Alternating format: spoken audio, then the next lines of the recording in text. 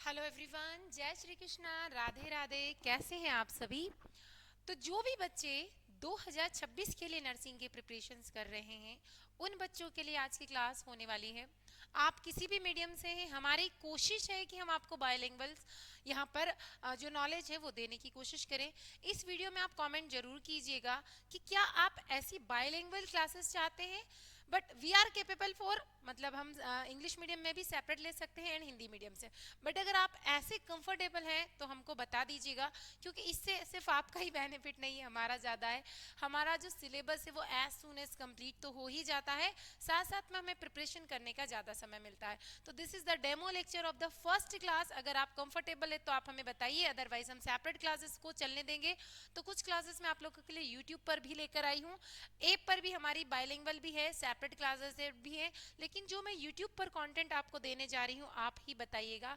हर एक कंटेंट को ऑलमोस्ट मैंने खुद ही क्रिएट करने की कोशिश की है, और ज़्यादातर मेरा ये पर्पस होता है कि मैं आपको रियल एग्जाम्पल से बताऊं ताकि रटना ही ना पड़े।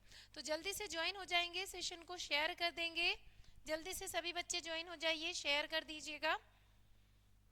हाँ, कुछ बच्चों के जो डाउट्स हैं अपडेट से रिलेटेड, वो मैंने आपको बताया था प्रीवियस लेक्चर में कि हमें कब तक इंतजार करना होगा। अभी कोई अपडेट नहीं है बच्चों, आज तो वैसे भी सैटरडे है, आज कोई आंसर देना ही नहीं चाहता। बिल्कुल, आप किसी भी स्टेट से हैं, यदि आप नर्सिंग की प्रिपरेशंस कर रहे हैं तो ये वीडियो बिल्कुल आप लोगों के लिए ही है। जल्दी से ज्वाइन हो जाएंगे सभी। चलिए, टॉपिक लिया है हमने सॉल्यूशन। सॉल्यूशन यानी कि हिंदी में क्या होगा, मेरी कोशिश है कि मैं दोनों टाइप के मीडियम के बच्चों को सेटिस्फाई कर पाऊँ, लेकिन ये आपको कमेंट करना है कि क्या आप कंफर्टेबल है, नहीं है तो हम सेपरेट कर देंगे।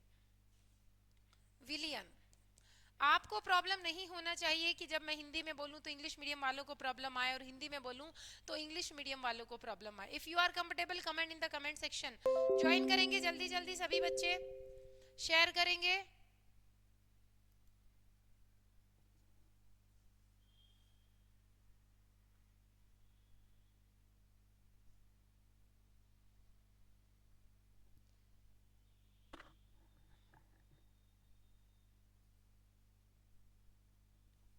आवाज अभी क्लियर है? कुछ बच्चों के डाउट रहते हैं कि आवाज क्लियर नहीं है, तो बता दीजिए। सॉल्यूशन यानी कि विलियन। तो अब हम यहाँ पे किसी प्रॉब्लम के सॉल्यूशन की बात नहीं कर रहे हैं, हम यहाँ टॉपिक, हमारा जो चैप्टर है, जो सिलेबस है, उस सॉल्यूशंस की बात कर रहे हैं।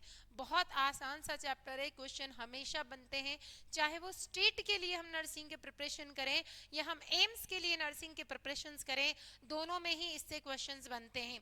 जल्दी से सभी लाइव आ जाएंगे। चलिए तो फिर आगे बढ़ते हैं। भाई होता क्या है सॉल्यूशन, विलियन होता क्या है, मैं आप लोगों के लिए दोनों मीडियम में इसको लेकर आने की कोशिश करी है मैंने। तो एज अ डेफिनेशंस के फॉर्म में हम इसको देखने वाले हैं जल्दी से। तो यहाँ पर हमने डेफिनेशंस मेंशन करके रखी है ताकि जो टाइम है ज़्यादा कंज्यूम ना हो, हम हमारे कंटेंट को आप तक ज़्यादा लेकर आ सके। तो solution is a homogeneous mixture, it's a very important term, याद रखेंगे। क्वेश्चन आया हुआ है कई बार कि सॉल्यूशंस क्या है, तो सॉल्यूशन एक होमोजीनियस मिक्सचर है। विलियन क्या है? विलियन जो होता है, विलियन एक प्रकार का सामांगी मिश्रण है। कैसा है विलियन? क्वेश्चन बना है, एक नहीं कई कई बार बना है। सामांगी मिश्रण है। कैसा है? सामांगी है। कैसा है? सामांगी है। सामांगी क्या होता है बिल्कुल जानने वाले हैं, वीडियो में बने रहेंगे, लाइव में बने रहेंगे, आप लोगों को आंसर इसका भी मिल जाएगा। तो क्या होता है, होमोजीनियस तो है लेकिन दो, टू और मोर सब्सटेंस से ज्यादा है, यानी कि जो मिश्रण आप प्रिपेयर कर रहे हैं वो या तो दो सब्सटेंस हो सकते हैं, दो अवयव हो सकते हैं, दो पदार्थ हो सकते हैं, दो या फिर दो से ज्यादा, दो या फिर दो से ज्यादा अवयव कह सकते हैं, पदार्थ कह सकते हैं, इनका मिश्रण होता है, दो से ज्यादा पदार्थों का मिश्रण। ठीक है, तो दोनों मीडियम अगर आप कंफर्टेबल हैं तो कमेंट करें, जल्दी से मुझे थम्स अप करें।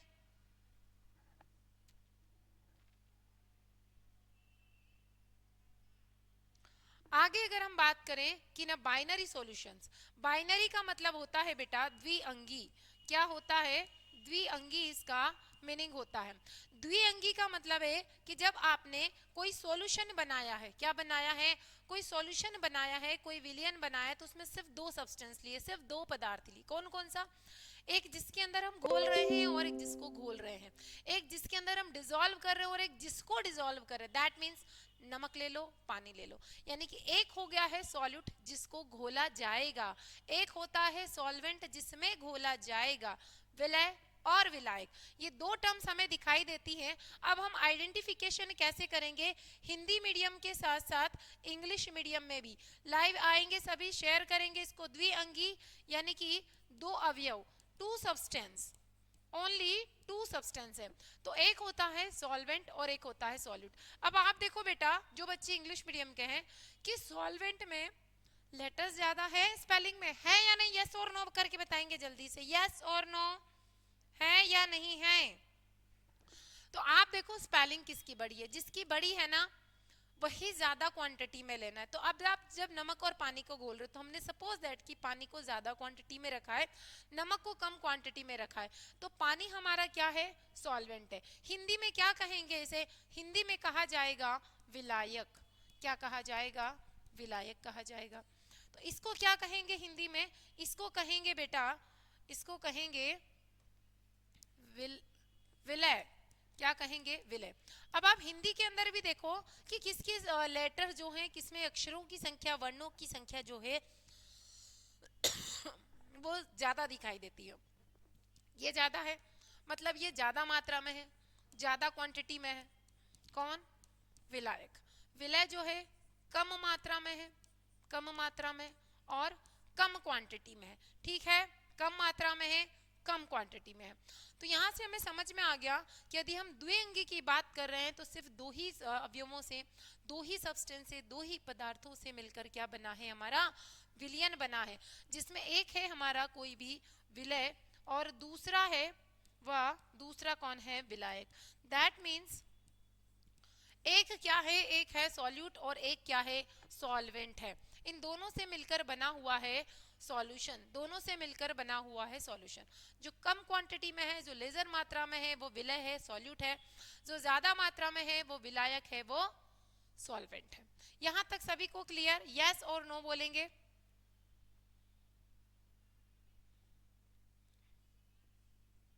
आगे बढ़ते हैं। तो आगे हमने इसका क्लासिफिकेशन लिया है, यानी कि वर्गीकरण किया है। शेयर कर दीजिए सेशन को, कोई भी डाउट आप पूछ लीजिएगा। आप किसी भी मीडियम से है, मेरी कोशिश है कि मीडियम की कभी प्रॉब्लम नहीं होनी चाहिए, कभी भी प्रॉब्लम नहीं हो, क्योंकि नर्सिंग करने जब हम जाते हैं तो वहां पर भी तो हमें कंबाइंड क्लासेस में ही पढ़ाया जाता है। सॉल्यूशंस को हमने बोला है विलियन, क्या बोला है, विलियन बोला है। अब ये कितने अंगों से मिलकर बना है, कितने पार्ट से मिलकर बना है, सॉल्वेंट एंड सॉल्यूट से मिलकर बना है, विलायक और विलियन से मिलकर बना है। ठीक है, विलियन से मिलकर बना है। आगे अगर हम बात करें कि सॉलिड तो ठीक है एक ही टाइप का होगा, लेकिन अगर हम यहाँ देखें कि जो सॉल्वेंट है, सॉल्वेंट उसको फिर से हमने दो पार्ट्स में डिवाइड किया। कौन कौन सा, एक बस हो गया, यानी कि जलीय विलायक, जल जल ही विलायक के रूप में हम ले रहे हैं।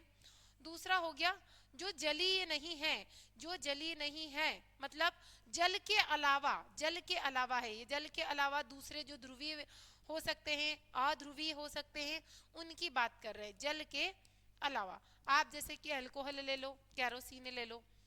तो यदि हम बात करें कि यहाँ पर अगर आपने जो विलायक लिया है, जो सॉल्वेंट लिया है, उसे वाटर लिया है, मतलब आप पानी में घोल रहे हो, तो जो सॉल्यूशन प्रिपेयर होगा, जो विलियन बनेगा, वो विलियन कैसा बनेगा, वो एक्वस सॉल्यूशन बनेगा। कैसा विलियन बनेगा, एक्वस सॉल्यूशन बनेगा। और इस विलियन को जलीय विलियन या एक्वस सॉल्यूशन कहा जाता है। अच्छा, आपने नाम सुना है एक्वा गार्ड, एक्वा गार्ड नाम सुना होगा सभी ने। यस, एक्वा से याद रखेंगे जल या पानी। क्या होता है एक्वा से, जल या पानी होता है। ठीक है, जिसके भी जो भी डाउट है आप कमेंट कर सकते हैं। अब यहाँ पर हम क्या ले रहे हैं, अगर जो सॉल्वेंट लिया है वो जल नहीं है, जल के अलावा केरोसिन ले लो, अल्कोहल ले लो, इसमें से कुछ भी हुआ तो उसको अजलीय विलियन कहा जाएगा या फिर नॉन एक्वस सॉल्यूशन कहा जाएगा। यहाँ तक सभी को अच्छे से समझ में आ गया है तो मुझे बताइएगा, यस और नो, क्लियर। आप चाहो तो स्क्रीनशॉट ले सकते हो।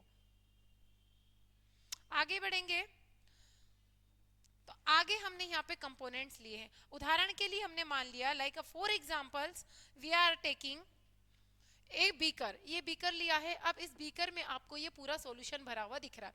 इस सॉल्यूशंस में ये जो गोल गोल पार्टिकल दिख रहे हैं ये दिख रहे हैं सॉल्यूट के, यानी कि दिख रहे होंगे आपको विलय के। किसके दिख रहे हैं? विलय के लिए। और ये जो ज्यादा मात्रा में नीला नीला कलर दिख रहा है ये किसका लिया है? ये लिया है हमने विलायक का। किसका लिया है? विलायक का लिया है। तो कहने की बात यही है कि विलयन में अधिक मात्रा में जो उपस्थित है, क्या है? अधिक मात्रा में उपस्थित पदार्थ या अवयव, उसको हम क्या कहेंगे? पदार्थ को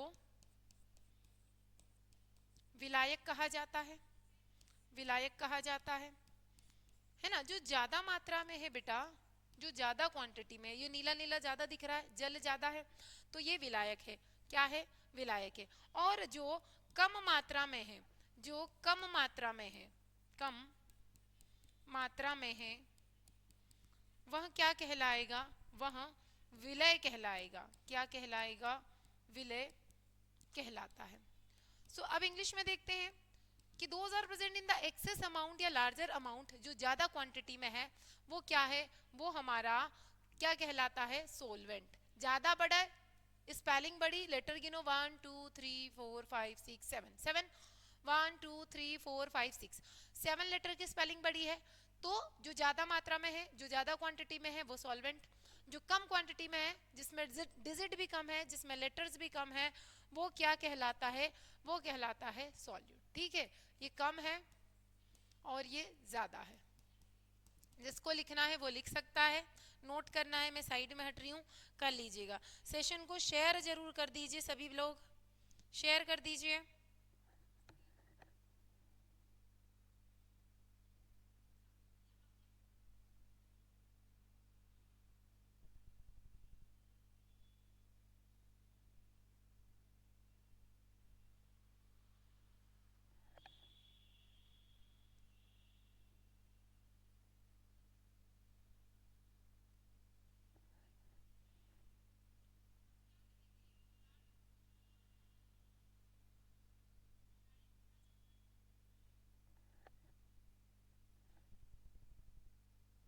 चलिए आगे देखते हैं।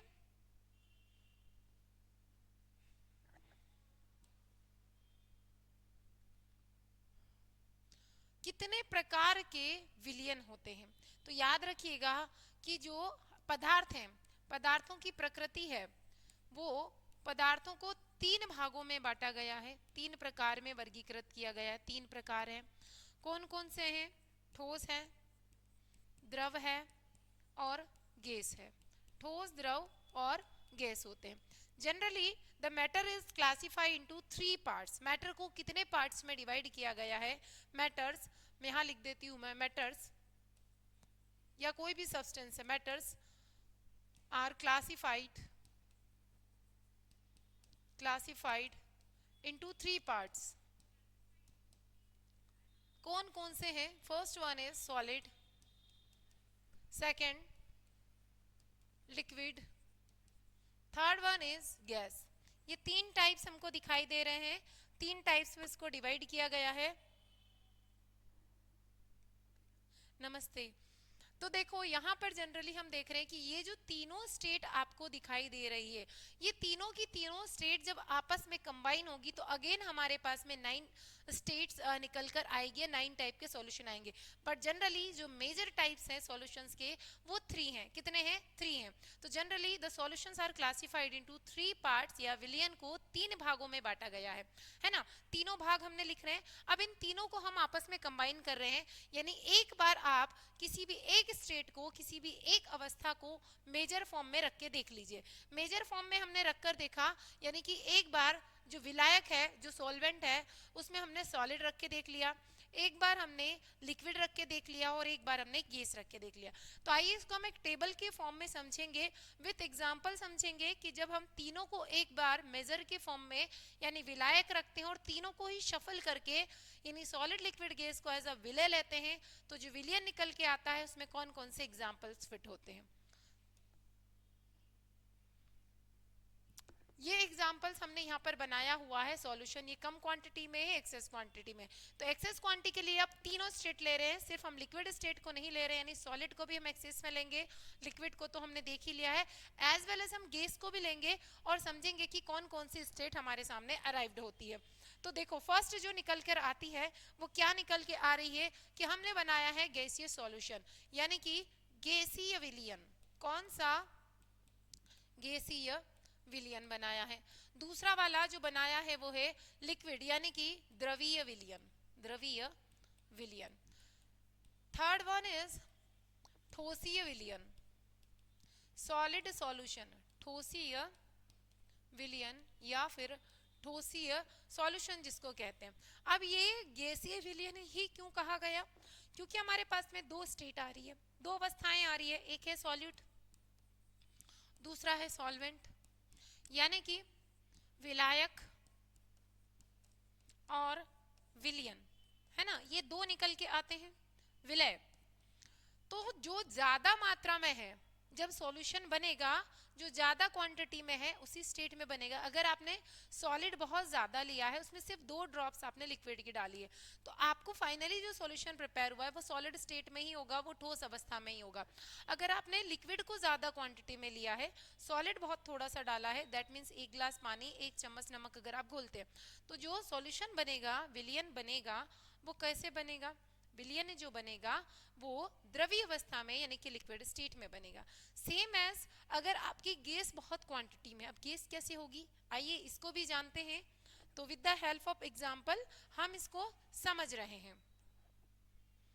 तो फर्स्ट है हमारा, ये टेबल लिया है हमने यहाँ पर, गैसियस सॉल्यूशन, यानी कि सॉल्यूट हमने ले लिया, सॉल्यूट इसको लिखते हैं विलय, विलय हो गया है हमारा, ये कम मात्रा में है, और ये हो गया है विलायक।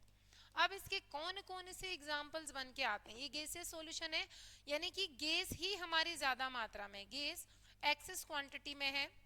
यहाँ पर जो लिक्विड है, द्रव है, वो ज्यादा मात्रा में है, ज्यादा मात्रा में है। यहाँ पर अगर हम देखें तो ठोस जो है वो ज्यादा मात्रा में है, ठीक है, क्या है? ठोस ज्यादा मात्रा में। यानी कि हम यहाँ देख रहे हैं कि जब आपने सॉल्वेंट विलय भी गैस लिया, सॉल्वेंट विलायक भी गैस लिया, दोनों ही सब्सटेंस क्या है? गैस है। देखिए शफल करा हमने, gas liquid solid, gas liquid solid, gas liquid solid. Same as अगर यहाँ देखें कि पूरा सॉल्वेंट गैस लिया, लिक्विड लिया, सॉलिड लिया, जब आप गैस को गैस में मिक्स करते हो तो we know that the air is a mixture of the many type of the gases, हवा अनेक प्रकार की गैसों का मिश्रण है। अब हमने उदाहरण ले लिया कि जो ऑक्सीजन है और नाइट्रोजन गैस है, हो सकता है कोई एक गैस ज्यादा मात्रा में हो और एक गैस कम मात्रा में, जब दोनों गैसों को आपस में मिलाएंगे तो जो मिश्रण बनेगा, जो मिक्सचर का फॉर्मेशन होगा वो भी गैसियस फॉर्म में ही होगा, गैसीय अवस्था में ही होगा। तो उदाहरण क्या हो जाएगा? एयर, या हम इसको लिख सकते हैं वायु, या ऑक्सीजन और नाइट्रोजन का भी एग्जाम्पल ले सकते हैं। नेक्स्ट आता है, अब आप गैस को तो ज्यादा मात्रा में ले रहे हो, गैस को तो एक्सेस क्वांटिटी में ले ही रहे हो, लेकिन जो लिक्विड लिया है उसको कम क्वांटिटी में ले रहे हो, यानी गैस बहुत सारी है, उसमें आपको लिक्विड मिक्स करना है। कैसे पॉसिबल है? Yes it is possible. जो क्लोरोफॉर्म होता है, क्लोरोफॉर्म लिक्विड स्टेट में मिलता है, बेहोश करने के काम में आता है ना, 5 सेकंड से कंटिन्यूअसली अगर इसको हम सूंघते हैं तो हम बेहोश हो जाते हैं, एज अ एनेस्थेटिक इसको यूज करते हैं। तो क्लोरोफॉर्म जब नाइट्रोजन गैस में मिक्स हो जाता है, क्या मिक्स हो जाता है? इसके अलावा एक एग्जाम्पल और ले लेते हैं, क्या है इसके अलावा एक एग्जाम्पल और देखो, बारिश के दिनों में देखा है आपने, वाटर वेपर, वाष्प हवा में मिक्स होती, तो पानी की बूंदें जो होती है, इस पृथ्वी के वायुमंडल में जितनी भी वायु है, जितनी भी इस एटमॉस्फेयर में गैस है, उसके कंपैरिजन में वाटर वेपर जो जलवाष्प है वो कम है। तो जब ये वाटर वेपर या जलवाष्प जो एयर में मिक्स होगी तो जो मिक्सचर बनेगा वो बनेगा air in water in air, water in air, water vapour in air बनेगा।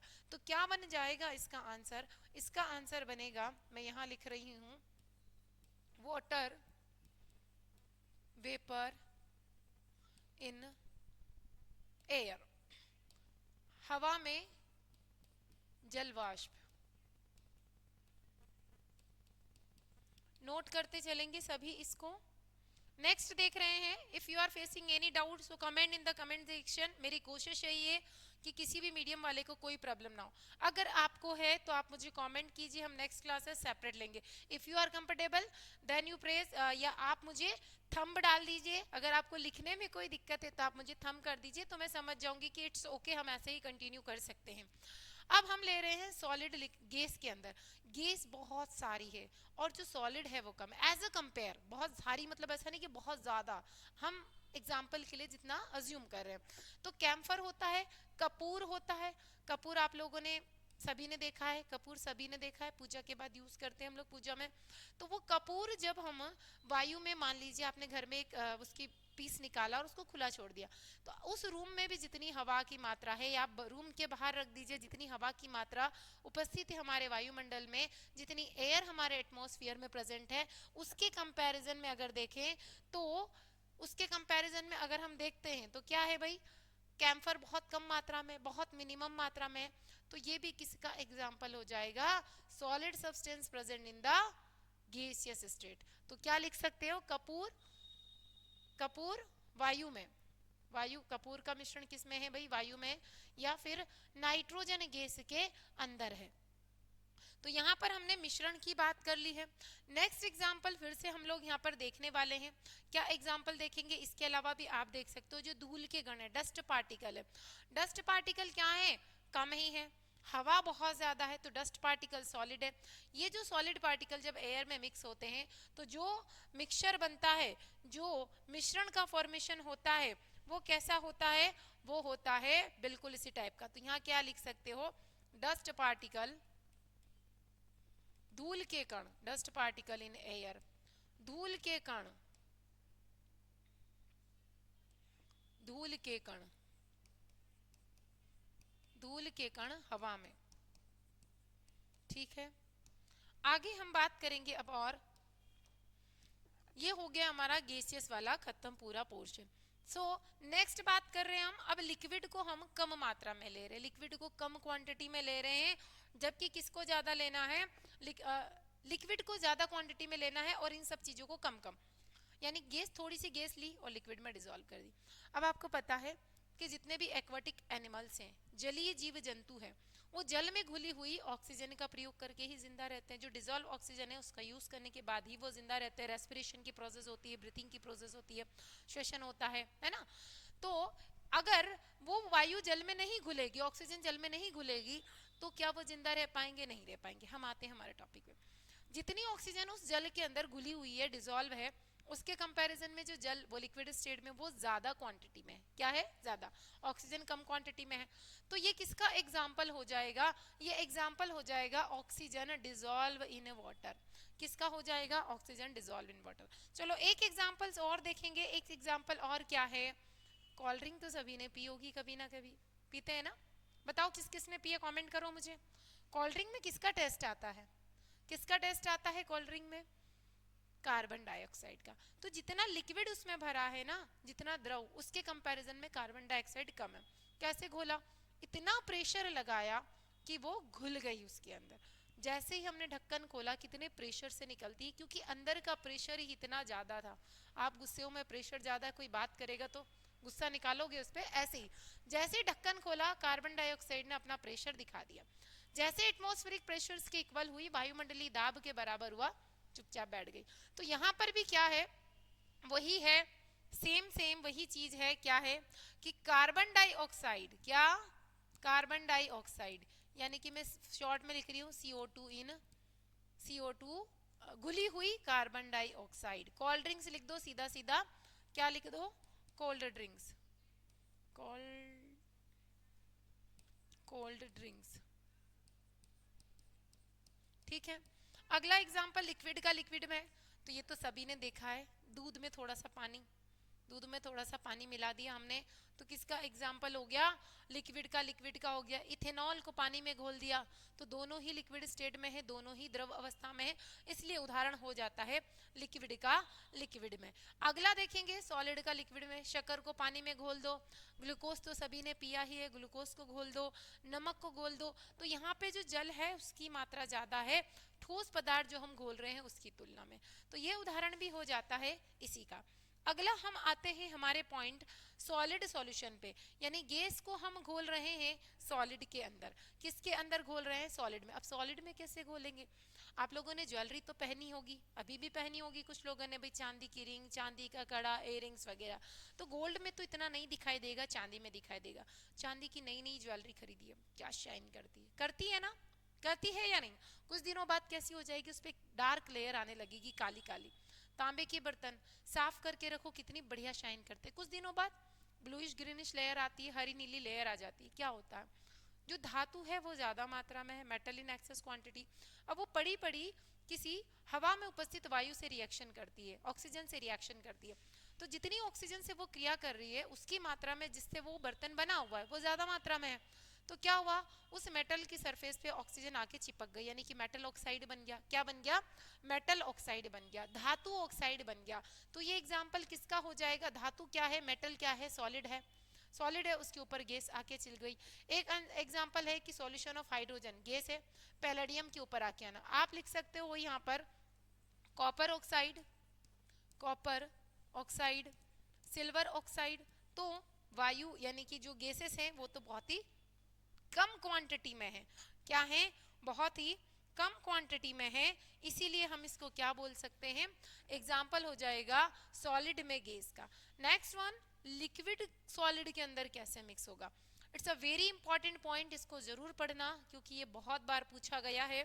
यानी कि amalgam of mercury with sodium, जब सोडियम की क्रिया मरकरी से करवाते हैं, when sodium react with the mercury it form amalgam.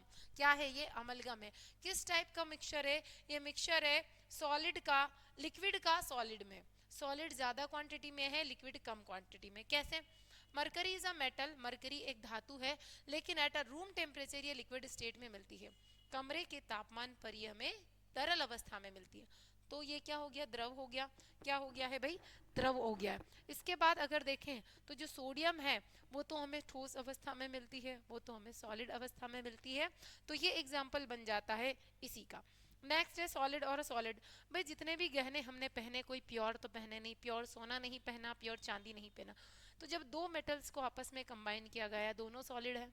जो एलॉयज जितने भी होते हैं, एलॉयज जितने भी होते हैं, मिश्र धातुएं जितनी भी होती हैं, यहाँ पर आप लिख सकते हो मिश्र धातुएं, मिश्र धातुएं, या फिर आप लिख सकते हो एलॉयज।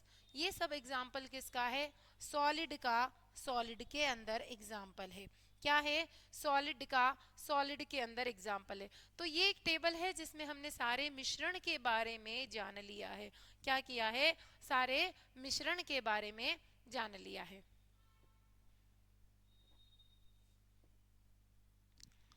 अब जनरली जो आता है, जो सॉल्यूशंस हमने लिया है, यानी कि जो विलियन हमने लिया है, इस विलियन का, इस सॉल्यूशन का हमें क्या निकालना होता है, सांद्रता निकालनी होती है। हमें कंसंट्रेशन फाइंड आउट करनी पड़ती है कि विलियन जो है कितना सांद्र है, विलियन की सांद्रता। सांद्रता यानी कि कंसंट्रेशन, कंसंट्रेशन ऑफ सॉल्यूशन। कैसे चेक करेंगे इस कंसंट्रेशन को, तो इस कंसंट्रेशन को जैसे हम चेक करते तो हमें ये पता चलता है कि सॉल्यूशन के अंदर कितना अमाउंट है, किसका, सॉल्यूट का, amount of solute present in solution. यानी कि विलयन में उपस्थित विलय की मात्रा का पता हम लगा सकते हैं, किसकी मदद से लगा सकते हैं, हम यहाँ सांद्रता की मदद से। विलयन में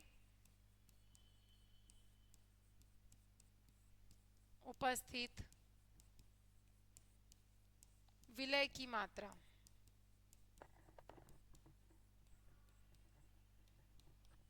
ये क्या कहलाता है, ये कहलाता है विलयन की सांद्रता।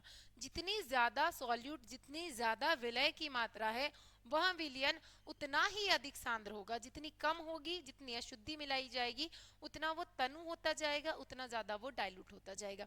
Is it clear till now? Yes और नो?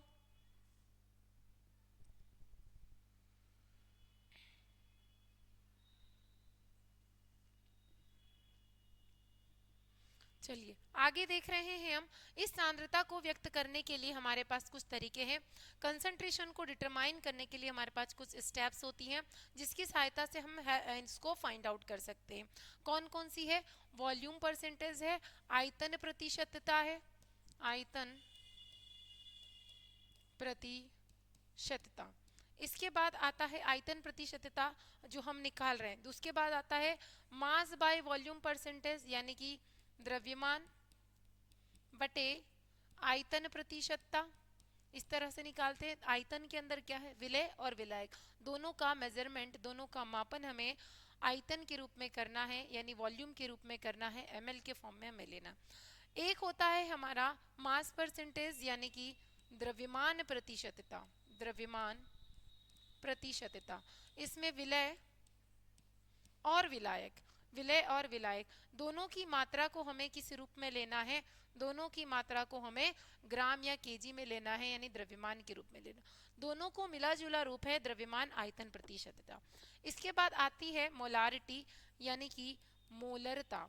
ऐसी ट्रिक बताऊंगी कि केमिस्ट्री जब तक पढ़ोगे ना, कोर्स कंप्लीट हो जाएगा, जॉब लग जाएगी, लेकिन मोलरता मोललता निकालना नहीं बोलोगे। दिस इज माय प्रॉमिस, ठीक है? आप पढ़ के जरूर देखिएगा। इसके बाद आती है नॉर्मलता।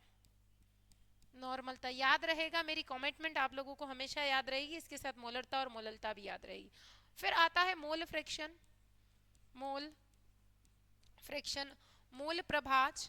इनसे भी हम कंसंट्रेशन को, यानी सांद्रता को अभिव्यक्त कर सकते हैं, निकाल सकते हैं। और आती है मोलालिटी, यानी कि मोललता। क्या आती है? मोललता आती है।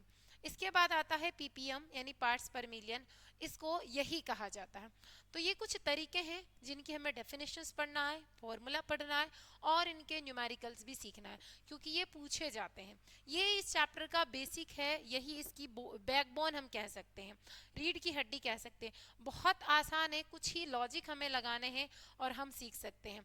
आप डेफिनेटली ऐसी कोई ट्रिक चाहते हैं जिससे हम कभी ना भूलें, तो आप मुझे कमेंट सेक्शन में कमेंट करके ज़रूर बताइएगा। क्या आप रेगुलर क्लासेस चाहते हैं? तो मैं अपनी तरफ से कोशिश करूंगी आपको भी कुछ क्लासेस प्रोवाइड करने की। तो इन सबको डिटेल में हम नेक्स्ट क्लास में देखेंगे। बाकी मैं वेट करूंगी आपके कमेंट का। यदि कमेंट्स आती है तो डेफिनेटली हम यूट्यूब पर भी अपने कुछ टॉपिक्स को लेकर आने में एक्टिव रहेंगे। साथ ही एमसीक्यू क्लासेस तो आपको मिलेगी। जो हमारी डिटेल चैप्टर्स की क्लासेस है वो भी मैं लाने की कोशिश करूंगी। अगर वो कब मिलेगी? जब आपकी कमेंट्स आएंगी। So thank you, we will meet in our next lecture.